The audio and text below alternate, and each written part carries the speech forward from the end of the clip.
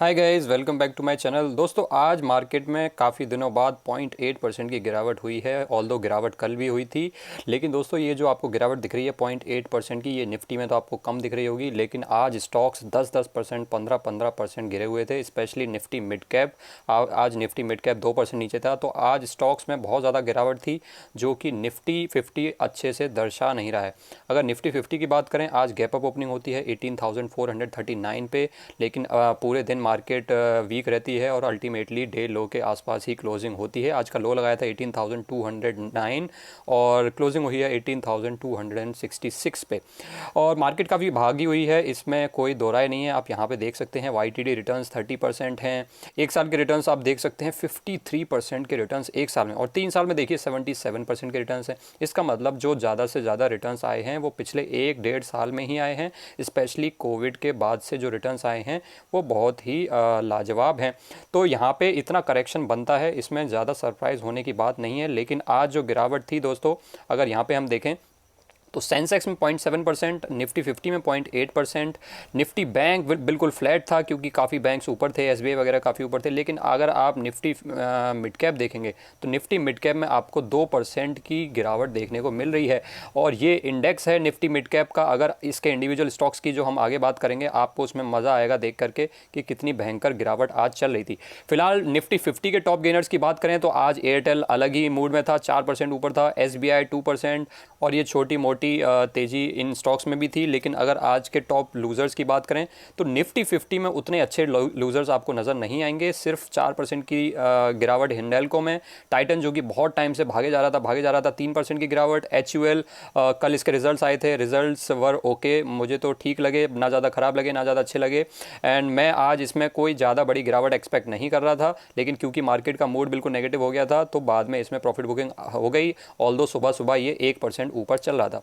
उसके अलावा BPCL, Bajaj Finserv में काफ़ी दिनों बाद गिरावट आई है। IOC, UPL, ONGC, these were the top losers. दोस्तों ये तो थे निफ्टी के टॉप लूजर्स। अब मैं आपको निफ्टी मिड कैप के टॉप लूजर्स दिखाता हूं। यहाँ पे आपको मजा आएगा। IRCTC 18.7%, कल भी IRCTC में 7% की गिरावट हुई थी। ऑल्दो कल इंट्राडे में 9% ऊपर था, लेकिन बाद में प्रॉफिट बुकिंग हुई थी। और आज भी भारी गिरावट हुई है IRCTC में। इसीलिए आपने देखा होगा कल IRCTC के बहुत नीचे के पुट्स के भी बहुत ज़्यादा हाई प्रीमियम थे, जो कि हमने कल लाइव स्ट्रीमिंग में भी डिस्कस किया था। दीपक नाइट्राइट जो कि कभी नहीं गिरता है, मैंने तो दीपक नाइट्राइट को 12% गिरते हुए शायद लास्ट टाइम कब देखा था, रोज सिर्फ भागता ही है। आज दीपक नाइट्राइट के भी कपड़े फट गए, 13% नीचे।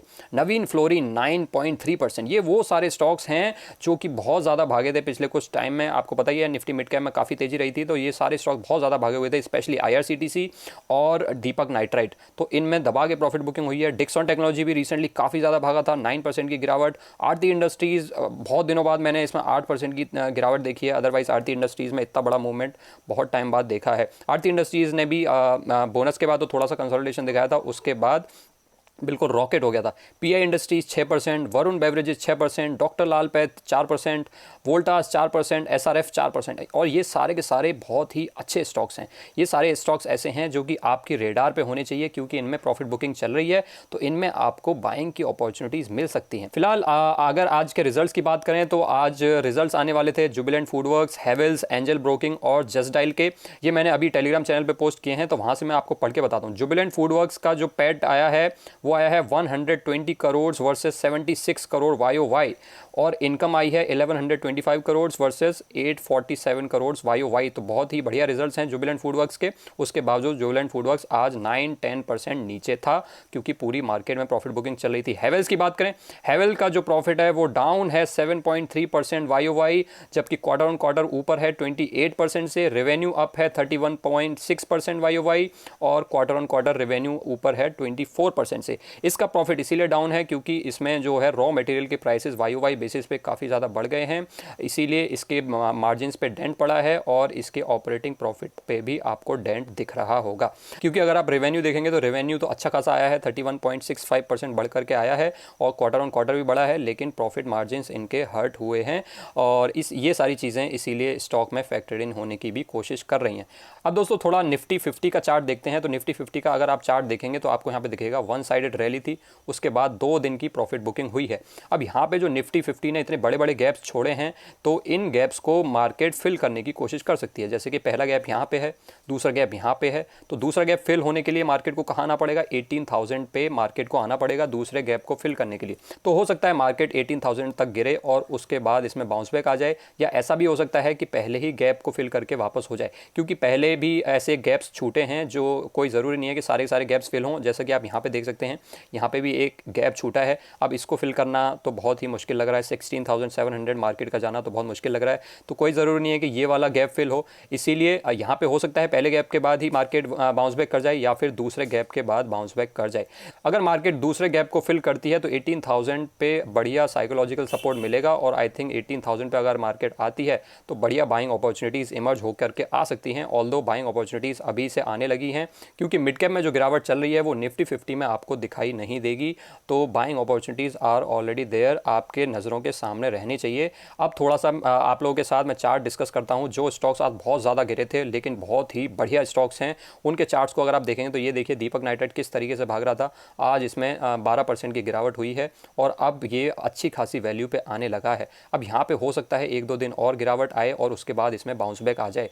तो ऐसे स्टॉक्स को आप अपनी नज़रों के सामने रख सकते हैं। ये स्टॉक मुझे तो काफ़ी पसंद है, केमिकल सेक्टर का स्टॉक है। अगर आप दीपक नाइट्राइट में इंटरेस्टेड हैं तो भाई इस स्टॉक को नज़रों के सामने रखिए, और अगर आप नज़रों के सामने नहीं रख सकते हैं तो अपना GTT ऑर्डर लगा के रख दीजिए। मैंने आपके साथ पहले भी डिस्कस किया है कि भाई GTT नीचे के लगा के रख दीजिए, फ्री में लगता है। अगर कभी स्टॉक गिरा तो हिट हो जाएगा, नहीं गिरा तो कोई बात नहीं, आपका क्या जाता है। इसीलिए आप देख सकते हैं कि यहाँ पे जिस लोगों ने GTT लगाया होगा वो ऑलरेडी हिट हो गया होगा, अगर नीचे का लगा होगा तो आगे आने वाले समय में हिट हो सकता है। तो GTT लगा के रख सकते हैं। GTT कहाँ लगाना है, ज़ीरोधा एक्सक्लूसिव फीचर है। अगर आपके पास ज़ीरोधा का अकाउंट है तो अपना GTT प्लेस कर सकते हैं। अगर ज़ीरोधा का अकाउंट नहीं है और अगर आप खोलना चाहते हैं तो आपको डिस्क्रिप्शन बॉक्स में और पिन कमेंट में लिंक मिल जाएगा, आप चाहें तो अपना ज़ीरोधा का अकाउंट खोल सकते हैं।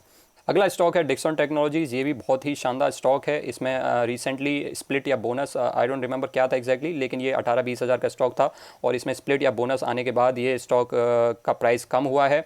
और उससे पहले रोज़ भागता था, ये स्टॉक रोज़ भागता था। अभी इसको एसर की तरफ से बहुत बड़ा ऑर्डर मिला है कि एसर की कॉन्ट्रैक्ट मैन्युफैक्चरिंग करनी है। इसको रोज़ ऐसे बड़े बड़े ऑर्डर्स मिलते रहते हैं, कॉन्ट्रैक्ट मैन्युफैक्चरिंग करता है। और आप यहाँ पे देख सकते हैं, यहाँ पे इसने स्टॉक ने काफ़ी मौके भी दिए थे खरीदने के, और उसके बाद 4,000 से सीधे 6,000 गया, 50% returns with in less than a month. तो बहुत ज़्यादा तेज़ी थी, इसीलिए इसमें थोड़ी सी प्रॉफिट बुकिंग जारी है। पर मेरे ख्याल से अगर ये प्रॉफिट बुकिंग कंटिन्यू रहती है तो आपके लिए यहाँ पे बाइंग अपॉर्चुनिटी इमर्ज होकर आ सकती है।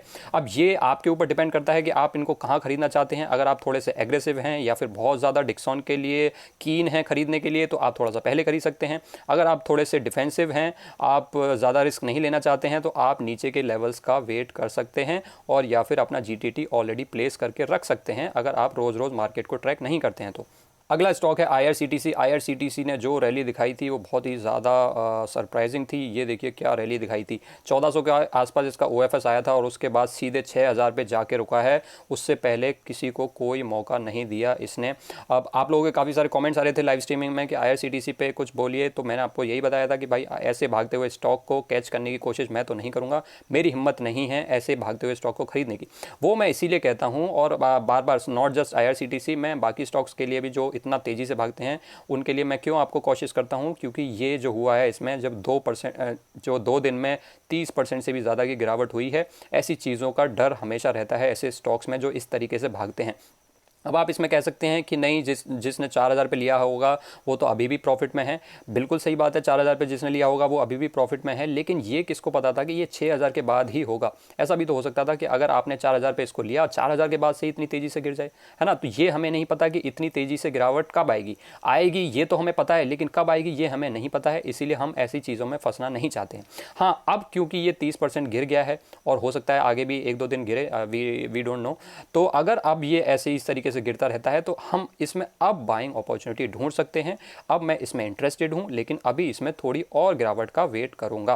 तो क्योंकि बहुत ज़्यादा भागा था तो इसमें 10-15-20% का डिस्काउंट कुछ भी नहीं है। सो ऐसे मौके जब आते हैं तब हम इसमें ख़रीदने का सोचते हैं, भागते हुए स्टॉक में उसको मोमेंटम चेजिंग करने की कोशिश नहीं करते हैं। और क्यों नहीं करते हैं उसका एग्जाम्पल मैंने आपको बता ही दिया है। अगला स्टॉक है आरती इंडस्ट्रीज़, केमिकल सेक्टर का बहुत ही शानदार स्टॉक है, मुझे पर्सनली काफ़ी पसंद है। इसमें भी अभी रिसेंटली बोनस आया था, बोनस के बाद इसमें काफ़ी टाइम तक कंसोलिडेशन चला, उसके बाद ये स्टॉक हो गया बिल्कुल पागल और उसके बाद बहुत बड़ा ब्रेकआउट इसने लगाया, 900 से सीधा गया 1150। अभी मिड कैप सेक्टर में जैसे ही प्रॉफिट बुकिंग हुई, इसमें भी प्रॉफिट बुकिंग बहुत तेज़ी से हुई। आज 9-10% नीचे था और कल भी इसमें काफ़ी गिरावट आई थी और आज आप देख सकते हैं नीचे से इसमें प्राइस रिजेक्शन आया है, तो नीचे ये 1000 से भी नीचे चला गया था, काफ़ी 975 तक चला गया था, लेकिन अल्टीमेटली क्लोजिंग 1000 के ऊपर हुई है। तो इस स्टॉक पे भी आप नज़रें लगा के रख सकते हैं, अपनी रिस्क एपेटाइट के अकॉर्डिंग जीटीटी लगा सकते हैं, चाहे आप 900 पे लगाएं, चाहे आप 950 पे लगाएं, जहां पे आपको ठीक लगे, जैसा आपका रिस्क एपेटाइट हो उसके अकॉर्डिंग अपना जीटीटी लगा के रख सकते हैं। मेरे हिसाब से तो बहुत ही शानदार स्टॉक है और अगर ये इस तरीके से गिरता है तो बहुत बढ़िया बाइंग अपॉर्चुनिटी का मौका यहाँ पे मिल सकता है। तो दोस्तों ये थी आज की अपडेट। हो सकता है मार्केट में हमें 1-2 दिन और अच्छी गिरावट देखने को मिले, अगर मिलती है तो ये हमारे लिए बाइंग अपॉर्चुनिटी का मौका होगा, लेकिन उन्हीं स्टॉक्स को खरीदना है जहां पे हमें अच्छे खासी वैल्यू नज़र आ रही हो। किसी भागते हुए स्टॉक को स्पेशली ऐसी गिरावट में तो बिल्कुल भी नहीं खरीदना है। भागते हुए स्टॉक के पीछे तो वैसे कभी नहीं भागना होता, लेकिन अगर आपको भागना ही है तो तब भागें जब मार्केट में कोई अपॉर्चुनिटीज़ नहीं है। अभी तो 10-10, 15-15, 20-20% स्टॉक्स गिरे हुए हैं एक ही दिन में, और कल भी गिरे थे तो 20% से भी ज़्यादा गिरे हुए हैं। तो अभी तो बढ़िया वैल्यू वाले स्टॉक्स अवेलेबल हैं, तो किसी मोमेंटम चेजिंग की बिल्कुल भी ज़रूरत नहीं है। आई होप आप लोगों को वीडियो में मज़ा आया होगा। अगर वीडियो अच्छा लगा हो तो वीडियो को लाइक कर सकते हैं। Thanks for watching guys, I will see you next time.